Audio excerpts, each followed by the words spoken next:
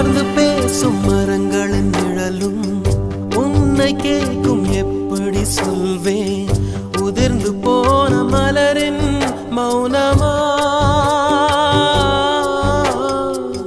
தூது பேசும் கொலுசின் ஒலியை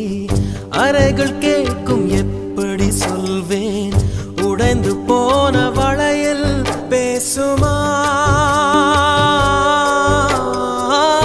உள்ளங்கையில் வெப்பம் சேர்க்கும் விரல்கள் இன்று எங்கே தோளில் சாய்ந்த கதைகள் பேச முகமும் இல்லை இங்கே முதல் கனவு முடிந்திடும் முன்னமே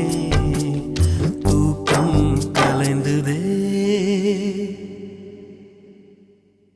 நினைத்து நினைத்து பார்த்தேன் நெருங்கி